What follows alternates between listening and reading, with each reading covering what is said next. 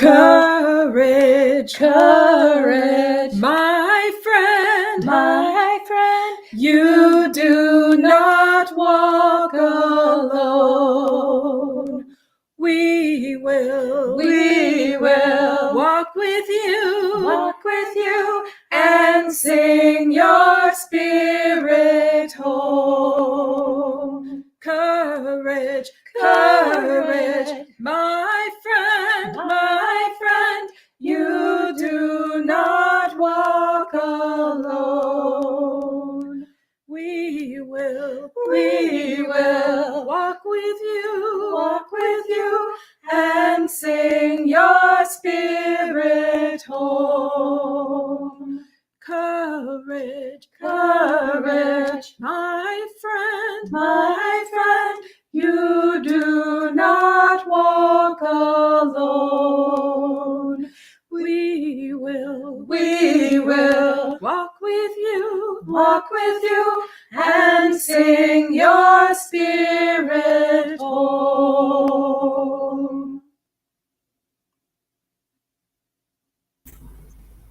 Welcome, dear ones, to the West Side Unitarian Universalist Congregation. I am Mia Shaughnessy, and it is my great joy to be gathering with you this morning, along with Liz Bucklew and Rainier Reunion. Henry Sikora and Steve Finney are our tech experts, connecting us virtually as we continue to monitor the pandemic situation and make plans to return to the sanctuary in April. It is a blessing to be able to worship together and be here with all of you today. If you are with us for the first time, or the first time in a while, welcome. We are so glad that you are here to share in this time, to make some space in your life to attend to your heart and your spirit, and to come together in community. Please visit our website and fill out a Getting to Know You welcome form so that we can send you our weekly electronic newsletter, The West Side Week, which is full of information about upcoming worship services and other virtual activities. We hope that you'll join us after the service for conversation and community, catching up with everyone, and seeing warm faces on this cloudy March morning. We gather today from many locations, and we take this moment to particularly acknowledge that our congregation resides on the traditional territory of the Duwamish people. In this acknowledgement, we recognize the Duwamish heritage imbued in the mountains, valleys, waterways, and shorelines that surround us all. May we nurture our relationships with our coastal Salish neighbors, especially the Duwamish people, and our shared responsibilities to this place. Let us take a moment to offer humble respect for this place and its peoples, and renew our commitments to the work of authentic reconciliation.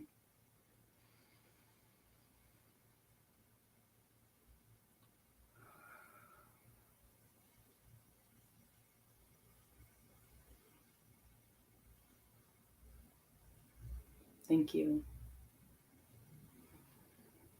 Whoever you are, wherever you have come from, whatever the color of your skin, whoever and however you love, however your body moves and your brain works, however you identify, you are welcome in this faith community.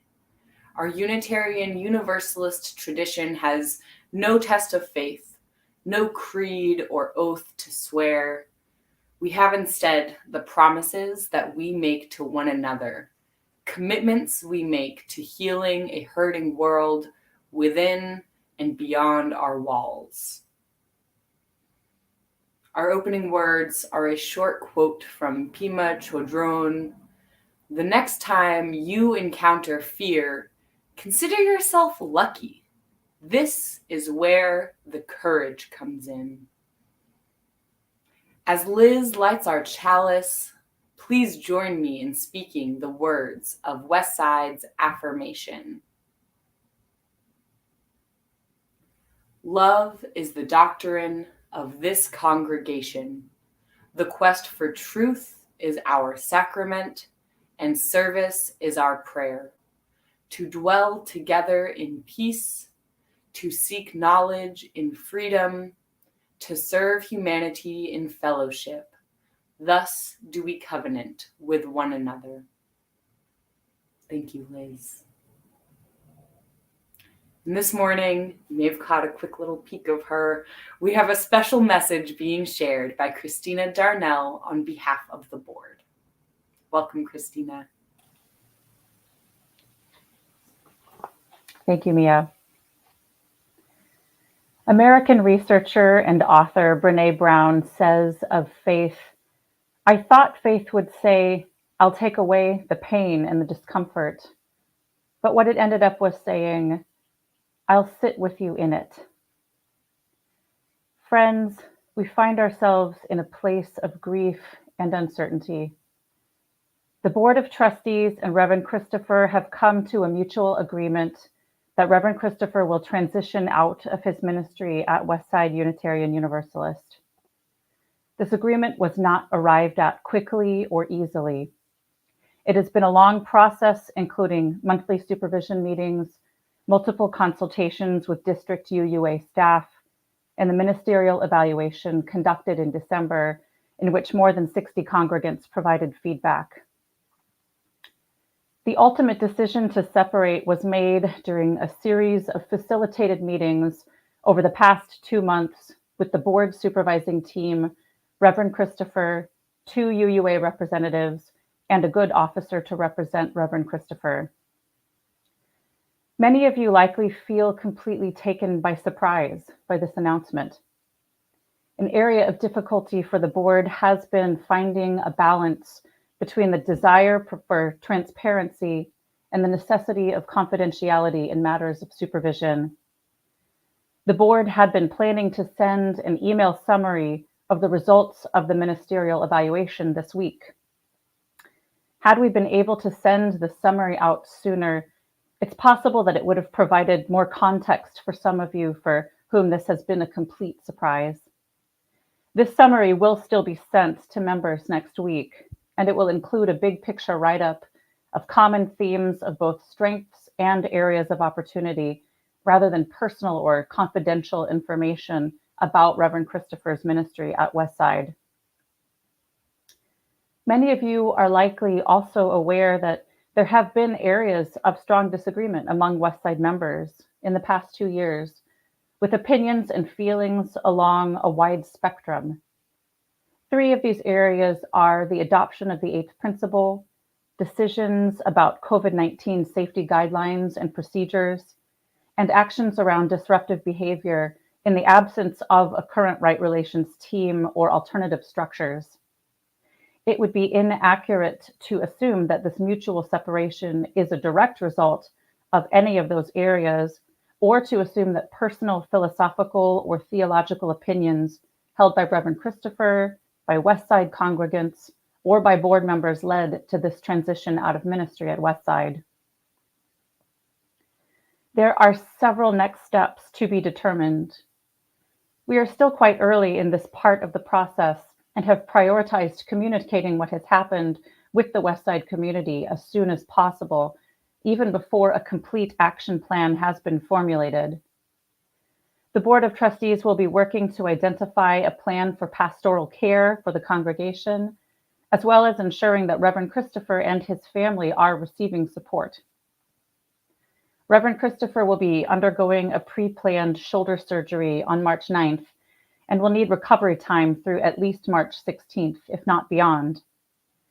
At that point, we will be using Reverend Christopher's ministerial agreement, which acts as his contract of employment, to outline negotiation of resignation. We will need support from you, our faith community, as we make a plan together for sustaining Sunday services, offer community building activities, and hold up other commitments. And of course, we will need to work together to identify what ministerial support and guidance is needed at Westside in the future. Several of the board members, including myself, will be available during today's Zoom coffee hour immediately following the service to hear your concerns and answer questions as thoroughly as possible. In closing, we look to the words of Reverend Frank Hall, a Unitarian Universalist minister who gave a sermon titled "The Good Divorce" at the Unitarian Church in Westport, Connecticut. Hall says, "Love is the spirit of a good divorce. A good divorce preserves the soul and prevents unnecessary collateral damage. If a good marriage can be defined by love, why not a good divorce?" Friends, let us call on compassion for all parties involved, including ourselves and Reverend Christopher and his family. Let us hold space for grief, anger, sadness, and uncertainty while being with one another and moving through this together as a loving community. Thank you.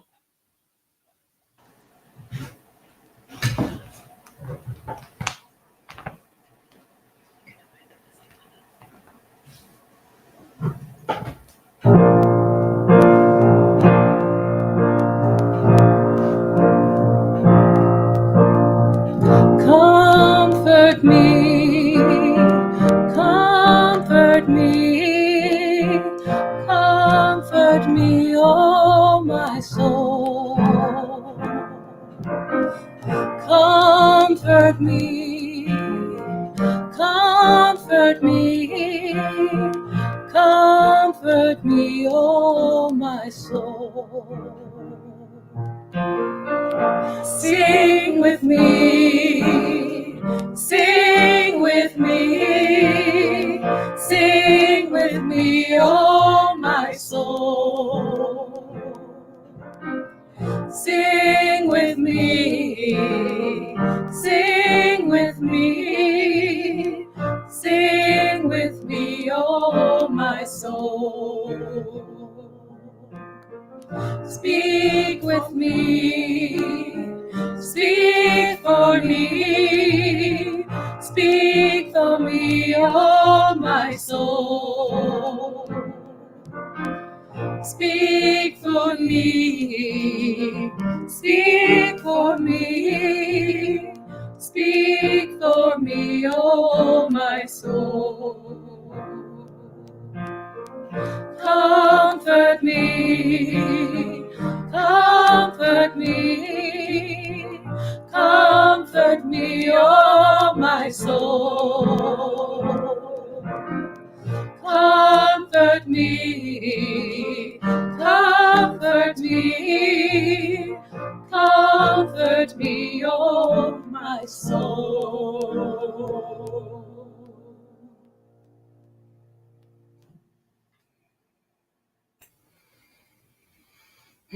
Thank you. Our time for all ages this morning is a story called Charlie's Best Work Yet. And it is written by Riz Ironic Anderson with colorful illustrations by Lizer.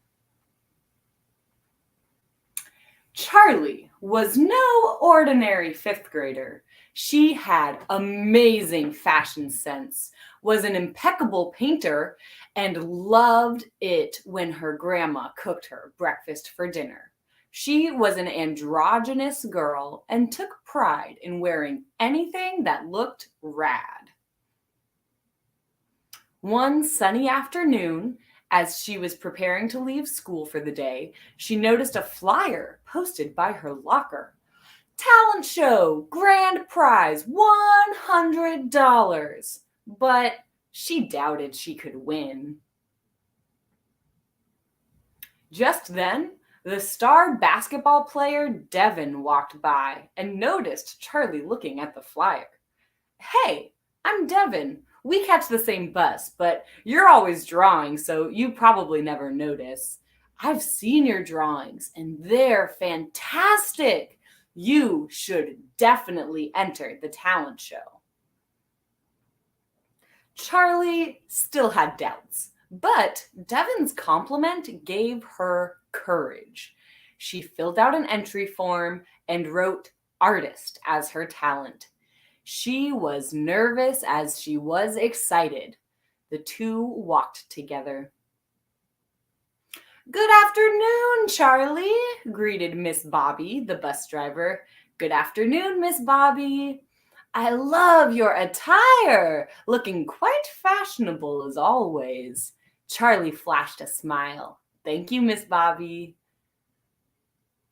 Charlie found an empty seat on the bus and pulled out her drawing pad. Charlie was an impressive artist. She could hear colors and visualize sound. Art was her fun place, and she truly got lost in it. Her grandma, one of her biggest supporters, would buy Charlie all the art supplies she asked for.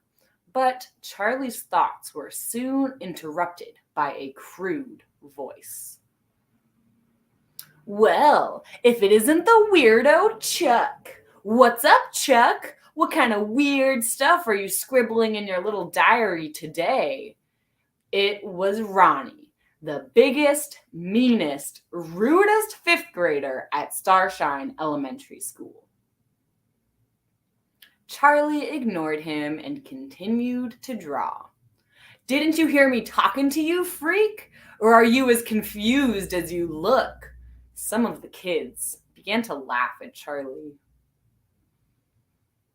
"Leave her alone, Ronnie. Can't you find someone your own size to pick on?" retorted Devin. "I'm sure you can find a sixth grader to bully. After all, aren't you supposed to be in our grade?" Ronnie narrowed his eyes and retreated.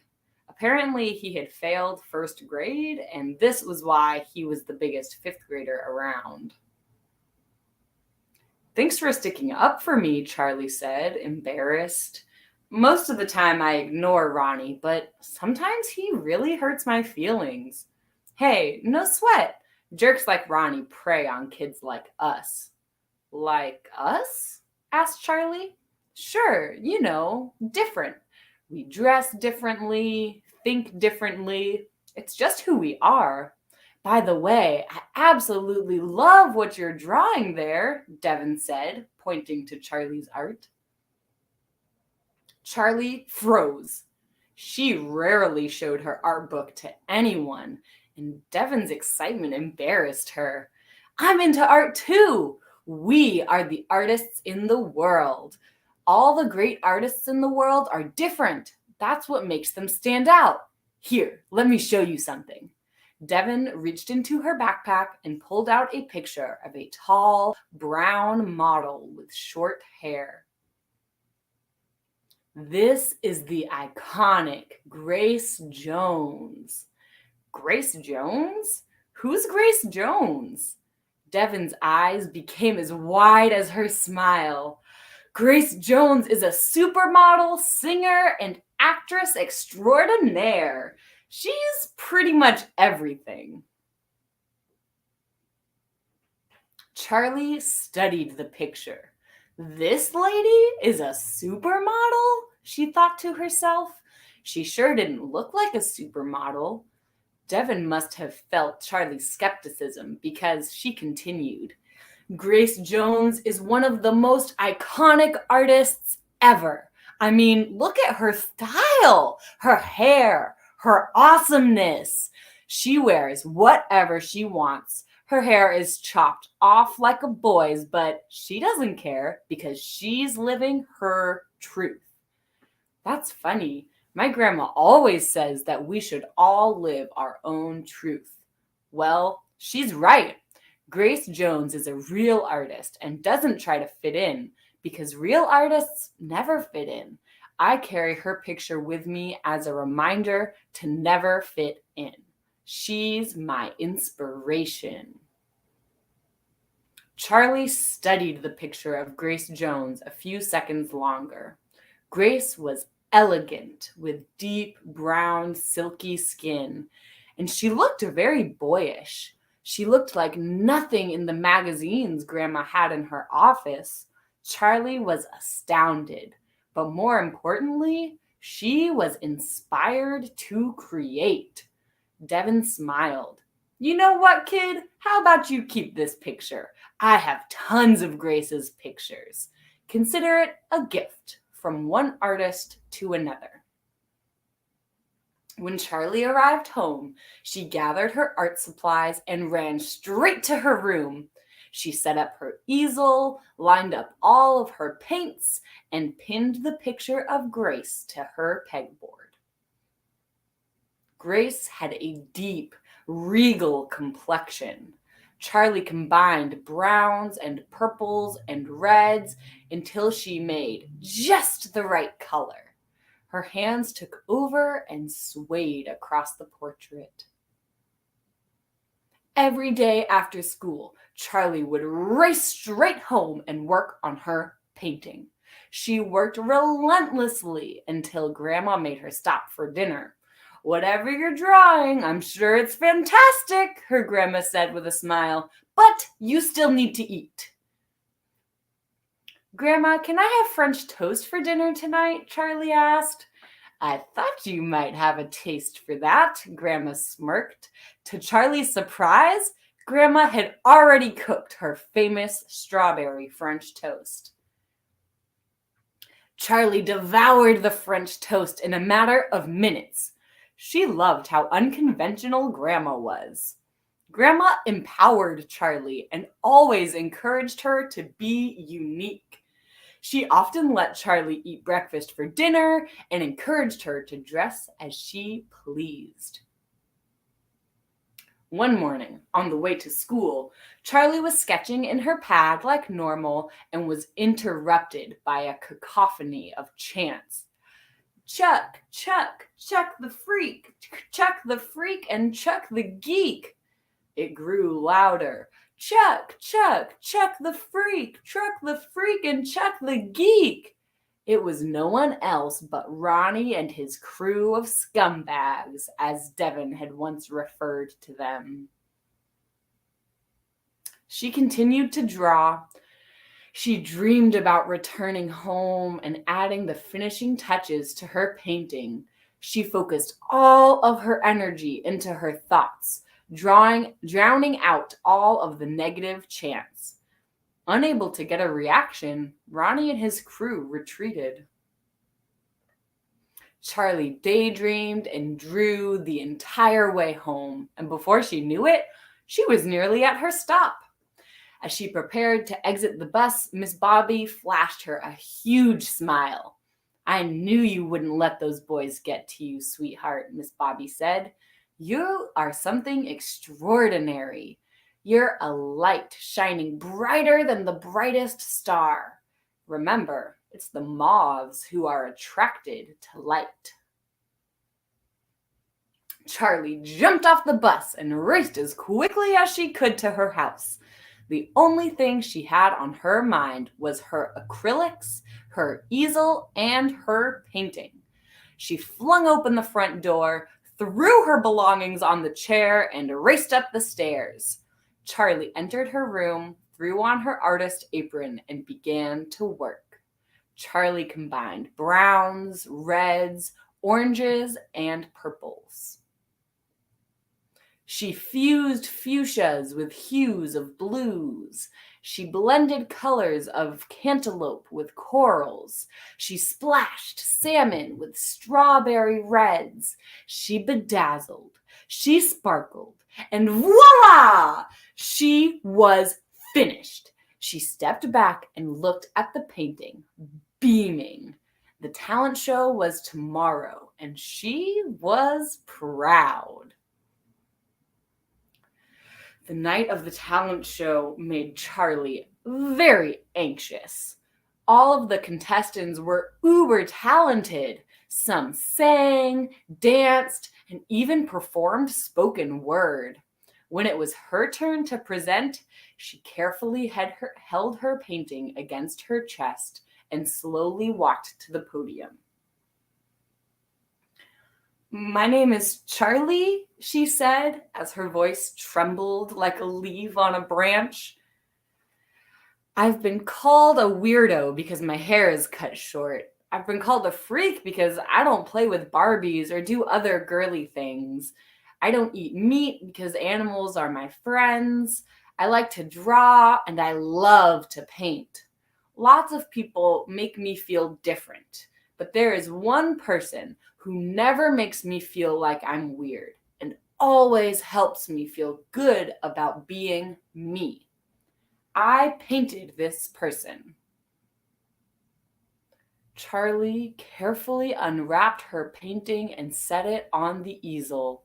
The light from the stage reflected off the painting, illuminating the picture like never before. The colors were so sensational, you could almost taste them. Students and parents began to cheer. I present to you my grandma. That's so rad, yelled someone from the audience. Charlie was overwhelmed with happiness. She had not been expecting it. It made her feel like a true artist. Later that night, the winner of the contest was announced, but it was not Charlie. She didn't cry, she didn't sulk. She was proud of herself and her painting. It was true she didn't win the contest, but she won something greater. She won the right to be herself before the world. And what was more, she felt inspired, and it felt amazing. The end of the story, but not the end of the book. We have a glossary of some of the words that we used. So acrylics are a fast-drying, water-soluble paint. Androgynous means that you have masculine and feminine characteristics. A cacophony is a harsh mix of sounds. And if you're empowered, you've been given the power to do something. Elegant means that you're graceful and stylish in appearance or manner. And fused means that you've joined something or blended them together. Fuchsia is a vivid kind of purplish red color. And iconic is someone who you want to spend time with and go on any adventure with.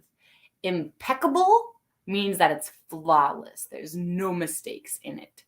And if something is regal, it is fit for a king or queen, especially in being magnificent or dignified.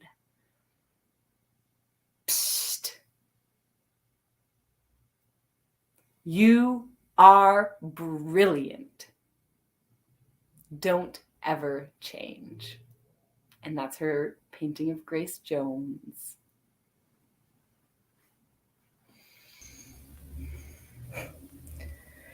Thank you, Mia.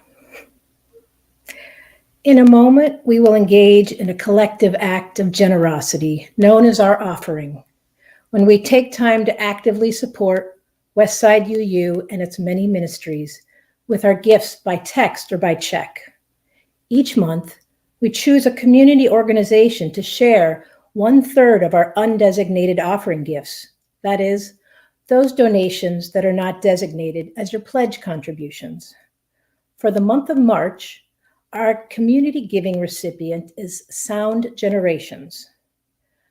Sound Generations was established in 1967 and is constantly striving to expand food security, transportation, health and wellness, and assistance services to meet the diverse needs of our growing aging population in King County. They are committed to helping low-income, marginalized, and underserved populations navigate the resources they need in a community that affirms and respects the aging process. You can give by text by sending a message with a $ and the amount you want to give to 616-404-4171. If you need to update your payment information, text update to that same number. Thank you to everyone for giving as you are able to support Westside and Sound Generations. Your generosity of time, treasure, and presence are gifts that sustain us as a community. Our gift of music today are the traditional Shetland tunes Spudiscary and Willafjord, with Chris McEwen on the fiddle, Lisa Maynard on the guitar.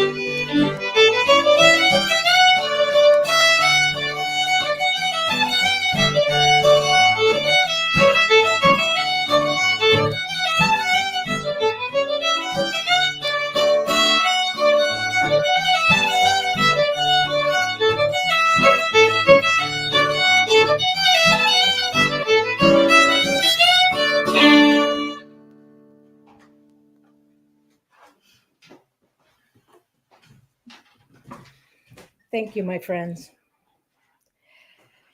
Each week, we come together as a congregation to connect and share that which matters to us most.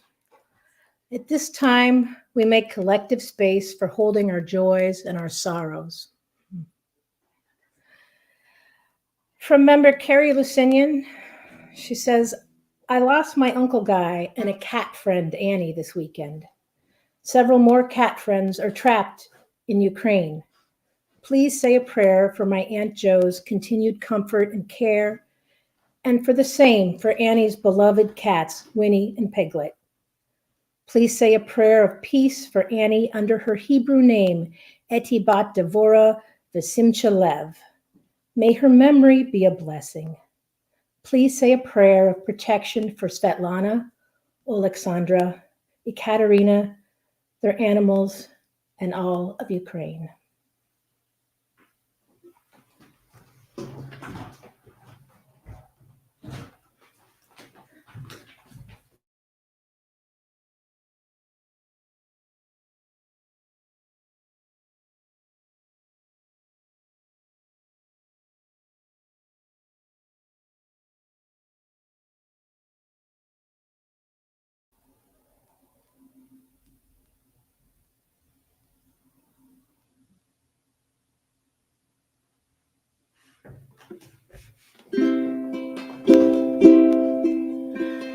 There is a love holding me.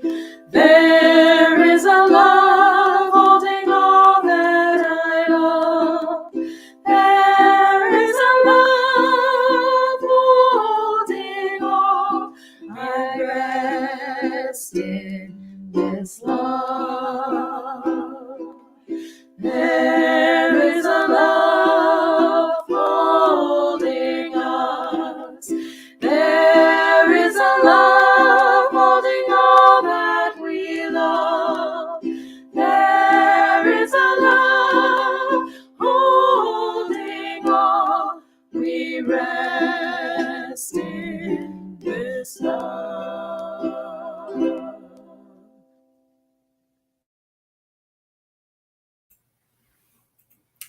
It is the first Sunday of the month, so it is our spiritual practice Sunday.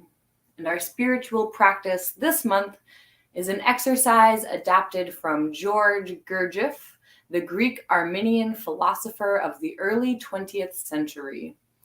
Gurdjieff was one of the first philosophers to explore the idea of consciousness as something beyond the more limited faculties of thinking, perception, or emotion individually. Gurdjieff was a profound believer in the importance of doing what he called the work, which was done through a wide variety of exercises and reflections designed to deepen reflection and meditation. Gurdjieff's work, like so many spiritual traditions, is about learning to separate the internal, true self from the assembly of masks which we sometimes wear. Gurdjieff, as well as the many traditions and groups that have carried his work forward, are ever calling people to the necessary courage of honesty about who we truly are, not an external image of an idealized self, but the beautiful, authentic, sometimes conflicted, liberated self. The exercise we'll do today is called Gurdjieff's 39th movement.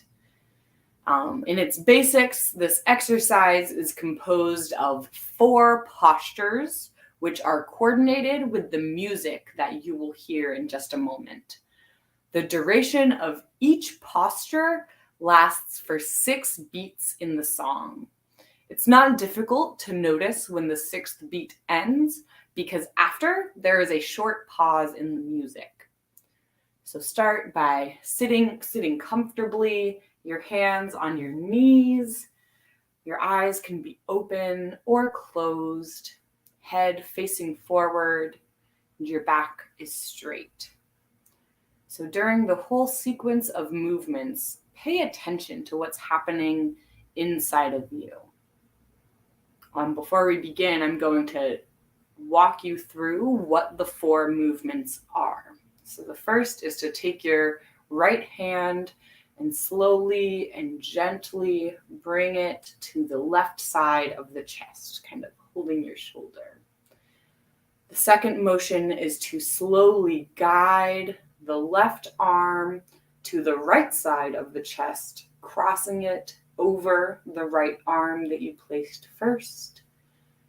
The third posture is to gently tilt your head down towards the chest, almost in a self-hugging position.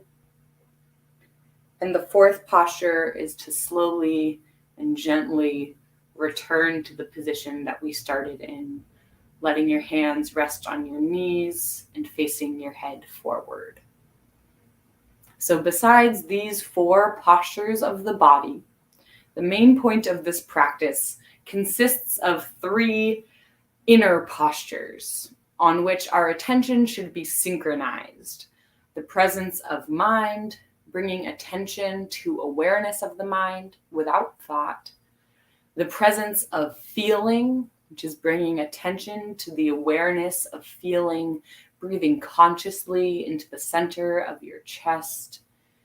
And presence of body, bringing attention towards awareness of our physical body. So when we make that first motion, we say within, the blessing of the mind. Second, we say within, in that second arm, the grace of the heart. And as we tilt our head down, we think to ourselves, the wonder of the body.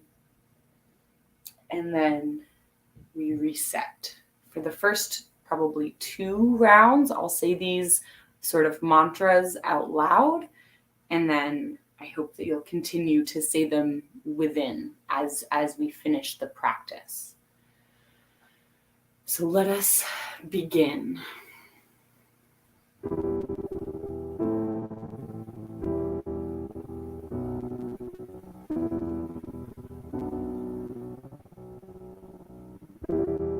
The blessing of the mind.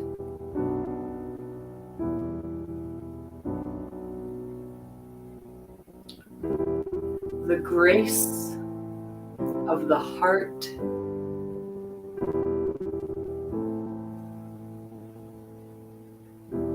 The wonder of the body.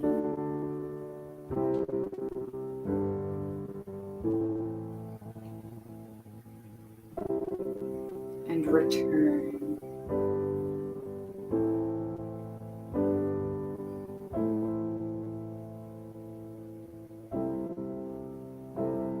The blessing of the mind.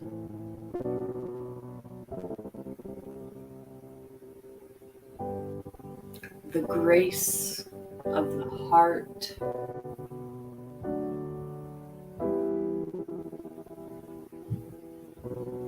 The wonder of the body.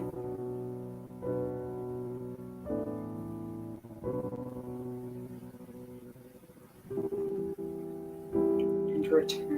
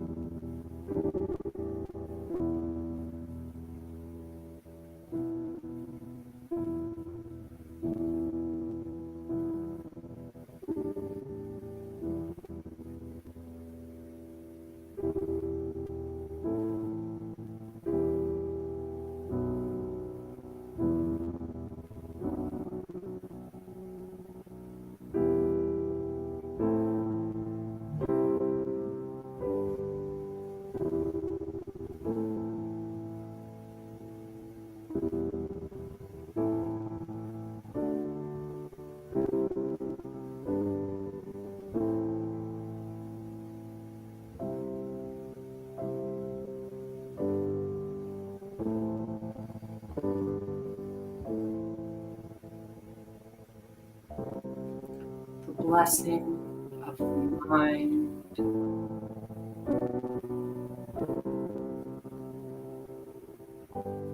the grace of the heart,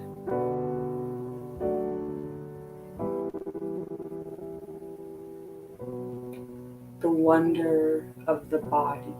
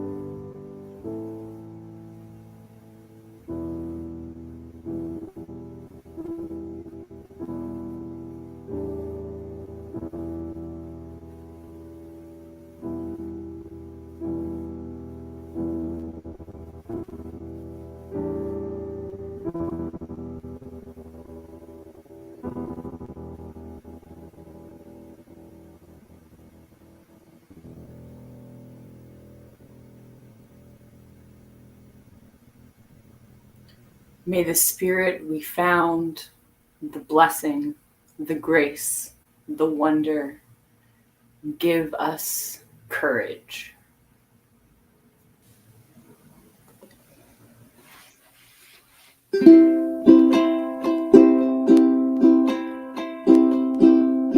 When we come to the edge of all the light we have, and we step into the darkness, the unknown,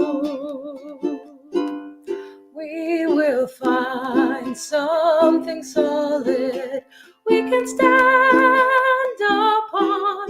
Oh, we believe that we will surely learn to fly, learn to fly, learn to fly. We believe we will surely learn to fly. We will find something solid we can stand upon. Oh, we believe that we will surely learn to fly. When we come to the edge of all the light we have, and we step into the darkness, the unknown, we will find something solid we can stand upon. Oh, we believe that we will surely learn to fly, learn to fly, learn to fly. We believe we will surely learn to fly. We will find something solid we can stand upon. Oh, we believe that we will surely learn to fly.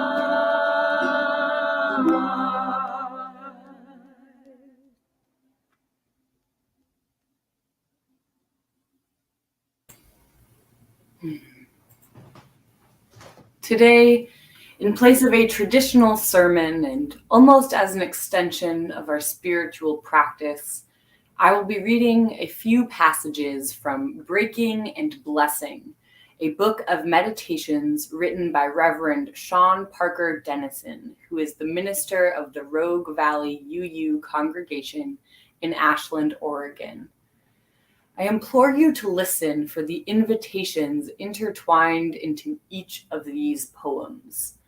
Invitations to be brave in creating your space in the world and to courageously hold that space for ourselves in the many forms it will need to take in our lives. We will need courage to endure all that comes our way and all versions of ourselves that have been, that we are, and that we have yet to become. Take courage.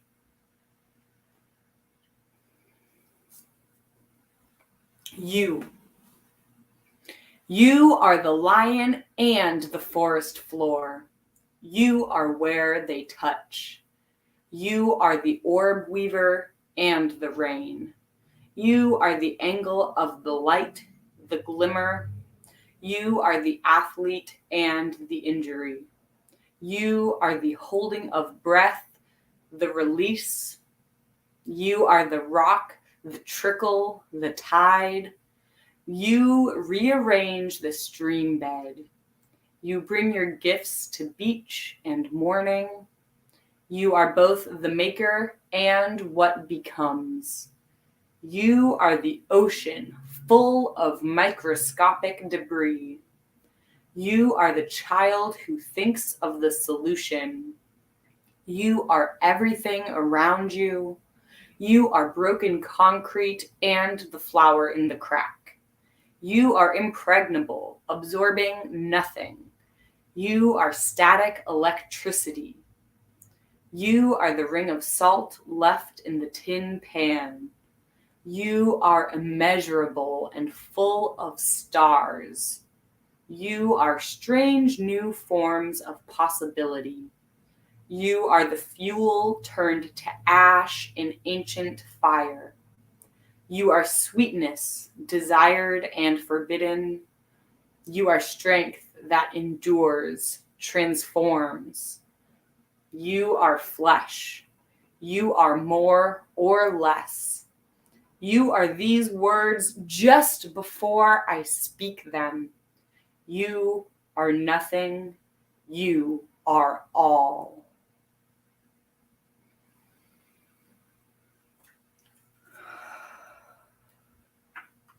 This one is titled, I Will Love You by Being. I will love you by being brave. I will walk directly into the eye of every storm, push back against the wind that tries to stop my forward motion, and bear the bruises from hailstones that mark my skin. I will love you by being strong. I will lift the weight of 1,000 broken hearts, pull the whole world behind me on a single chain, and break my own shell to grow tender and new. I will love you by being wise.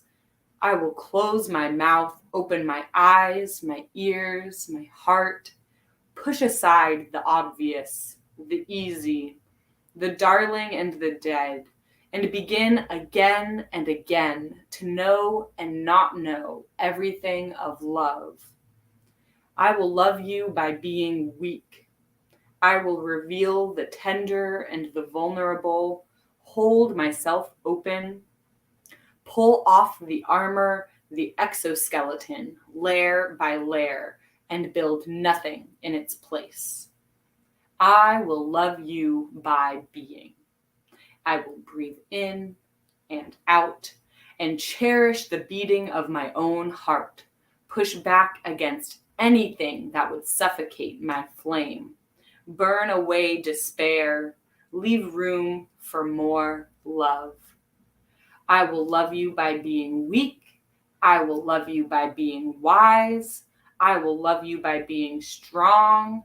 I will love you by being brave. I will love you by being.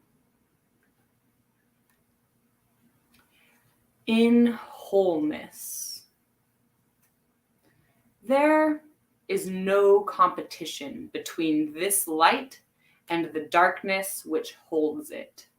Both the light and the darkness are holy.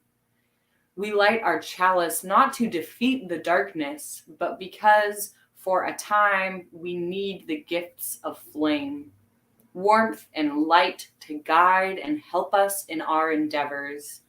And when the time comes, we will embrace again the gentle dark which allows us to rest.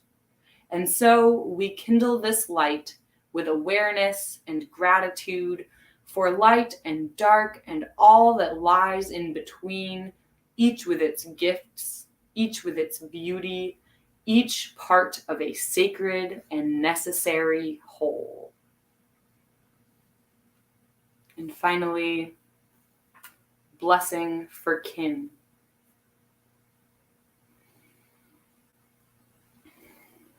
I wish you a single story, not a simple fairy tale with only happiness, but one life without secrets or omissions, without the need for fake faces, one pointed outward, the other inward and real. I wish for you the twin beauties of clarity and consistency, knowing the singular word that holds all of you together, all of you at once, all of you. I wish you no need to hide, no reason to live in shadows or half-truths, no need to cover the spark and sparkle of your heart, to keep it from catching the light of sun or moon.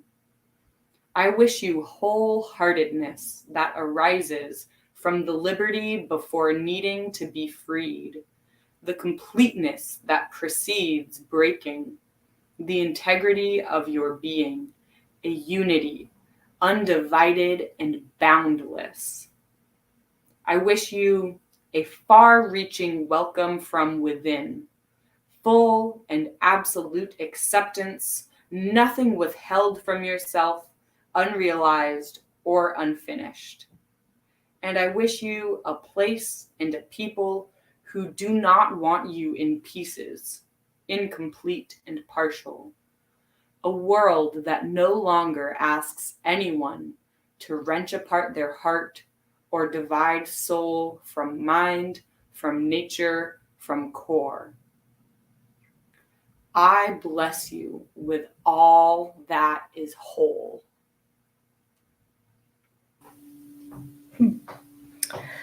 Thank you, Mia. Please join us in singing our sending hymn, Lead with Love, by Melanie DeMore.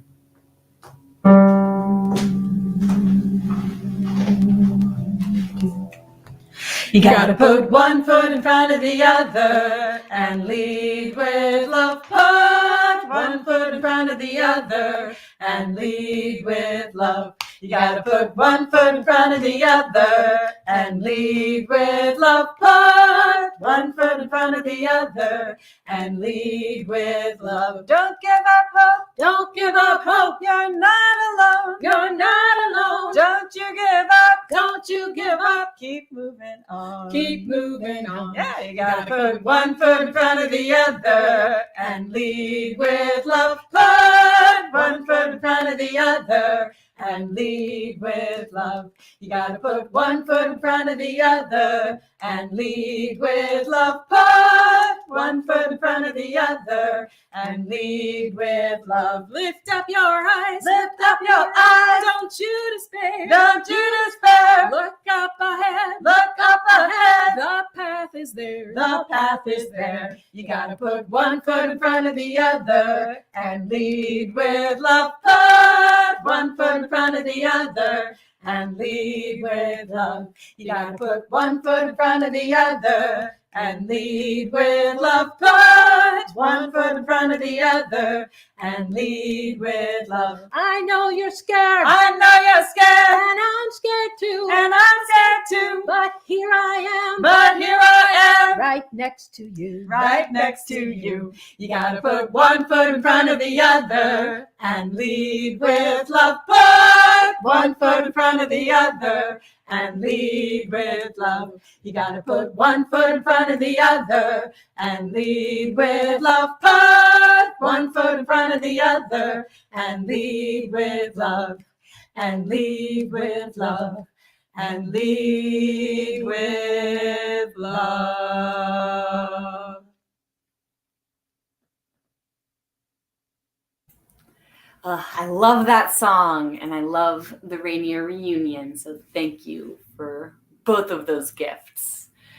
Members and friends, please make sure to look at your Westside Week, which you will have received on Friday, for details about all of the things happening in our beloved community.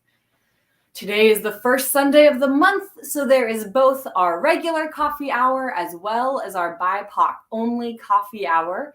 Links for both are in the worship blast from this morning, and a reminder that there will be multiple board members present at the open coffee hour to answer questions and hear concerns that you have about the ministry shift that is forthcoming. Our annual auction is themed Swing into Spring and is currently accepting donations. The deadline to get in your donation of a fun and or useful experience or event is only 2 weeks away on March 20th. So check out the Westside Week for the link to donate and other auction details. And there are currently still some openings to join the meal train for Reverend Christopher and the Wolf family while he is in recovery from shoulder surgery these next 2 weeks. The link to the meal train with all of the details can be found in the Westside Week. As our chalice flame is released, I share with you these closing words from the Reverend Wayne Arneson. Take courage, friends. The way is often hard, the path is never clear, and the stakes are very high.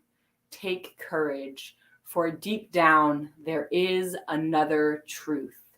You are not alone.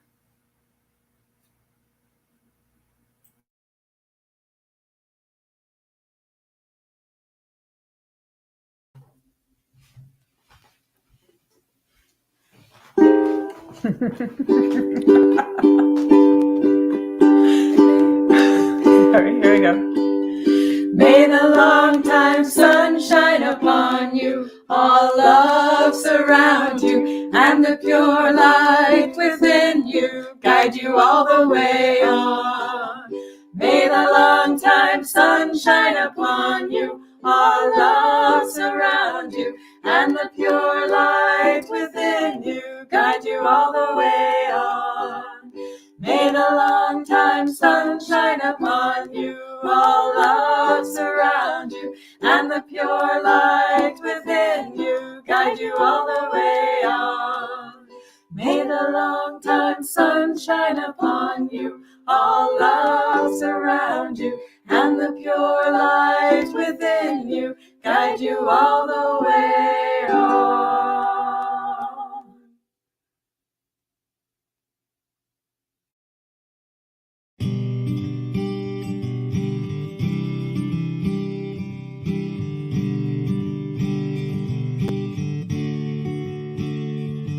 Oh grief, oh joy, held in the very rhythm of my beating heart.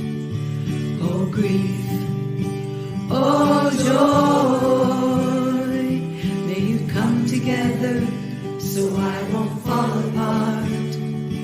Breathe in, breathe out.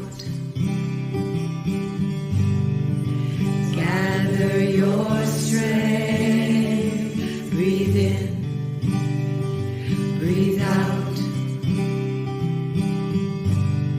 Remove all doubt. You are held. You are held.